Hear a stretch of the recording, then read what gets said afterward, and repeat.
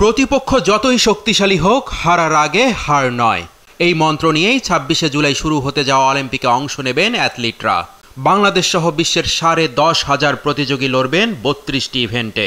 ১৬ দিনের জমকালো আয়োজন সামলাতে প্যারিসে থাকবে ৩০,০০০-এরও বেশি স্বেচ্ছাসেবক। সেখানে ডাক পেয়েছেন বাংলাদেশের মোশাররফ হোসেন। ২০২৩ সালে ওরা আবেদন ছাড়ে অনলাইনে, এবং আমি সেই আবেদনটা আসলে আমার নেটওয়ার্কিং সোর্সে পাই এবং তাদের ওয়েবসাইটও প্রকাশ করে বিশ্বের বিভিন্ন গণমাধ্যমে আসলে প্রকাশিত হয়েছিল।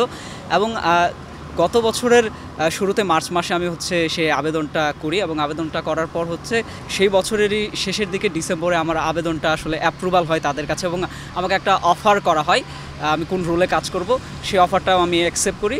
এরপর এই যে এপ্রিল মাসে আমাকে তারা যে কনফার্মেশনটা এবং ট্রেনিংয়ের যে ব্যাপারটা, সেই ব্যাপারটা আমাকে পাঠায়, এবং আমি সেই ট্রেনিংটা কমপ্লিট করি। আমি অ্যাথলেটিক্স সাপোর্ট যে বিভাগটা আছে সেই বিভাগে কাজ করব, এবং বার্ষিক এরিনায়, প্যারিসের বার্ষিক এরিনায় আমার কাজটা থাকবে। এখানে বলে রাখা ভালো, অলিম্পিকে এই স্বেচ্ছাসেবী কাজের জন্য ফ্রান্সে যাতায়াত আর থাকা খাওয়া সবই নিজের গাটের টাকায় করতে হবে। ছোটবেলা থেকেই স্বেচ্ছাসেবক বিভিন্ন সংগঠনের সাথে কাজ করেছেন মোশাররফ। করোনাকালীন সময়ে স্বেচ্ছাসেবী কাজের জন্য বিদেশি সংস্থা থেকে হিডেন হিরো পুরস্কার পেয়েছেন। ২০২২ সালে পেয়েছিলেন ইউনিসেফ মিনি মিডিয়া অ্যাওয়ার্ড। কাতার বিশ্বকাপেও স্বেচ্ছাশ্রম দেওয়ার ডাক পেয়েছিলেন এই তরুণ, কিন্তু বিশ্ববিদ্যালয়ের পরীক্ষার কারণে যাওয়া হয়নি। তাই দেশকে প্রতিনিধিত্ব করার সুযোগ এবার মিস করতে চান না তিনি। আমি একদম ছোটবেলা থেকে এইসব স্বেচ্ছাসেবী কাজের সাথে জড়িত ছিলাম, এবং সেই কাজগুলোই কিন্তু আমার প্যারিস অলিম্পিকে ডাক পাওয়ার ক্ষেত্রে খুব বেশি আসলে কাজে দিয়েছে। হিসাবেতে একটা জটিলতা হয়তো বা তৈরি হতে পারে, এবং সবচেয়ে বেশি যে জটিলতাটা ভোগাবে আমাকে সেটা এয়ার টিকেটের যে ব্যবস্থাটা, সেটা আমার নিজের করতে হবে, এবং সেখানে থাকার যে ব্যবস্থাটা সেটা আমার নিজের করতে হবে। এটা আমার জন্য আসলে একটা ব্যয়বহুল ব্যাপার, এবং আমি তারপরও চেষ্টা করব যাওয়ার জন্য, কারণ আমি নিজের আরও স্কিলগুলো ডেভেলপমেন্ট করতে চাই।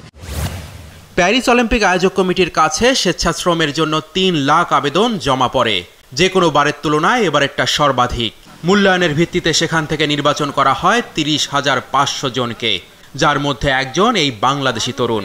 স্বেচ্ছাসেবী কাজ এটা তরুণদের জন্য অনেক বেশি আসলে প্রাপ্তির, কারণ প্রফেশনাল লাইফে এটা সবচেয়ে বেশি কাজে দেয়। আমি দেখেছি যে বাবা মায়েরা বা আত্মীয় স্বজনরা স্বেচ্ছাসেবী কাজটাকে মনে করেন যে নিজের খেয়ে অন্যের কাজ করে দেওয়া বা অন্য সংগঠনের হয়ে কাজ করাটা, এটা আসলে ঠিক না। কিন্তু তারা যে স্কিলটা ডেভেলপমেন্ট করে, তাদের মাধ্যমে যে আমার যে কাজের গতিশীলতা তৈরি হয়, সেটা আসলে টাকা দিয়ে কিনেও পাওয়া যায় না। যেহেতু নিজের অর্থে যাওয়া আসা, থাকা খাওয়া, তাই এই মুহূর্তে টাকা জোগাড় করতে বিভিন্ন জনের দ্বারস্থ হচ্ছেন মোশাররফ হোসেন।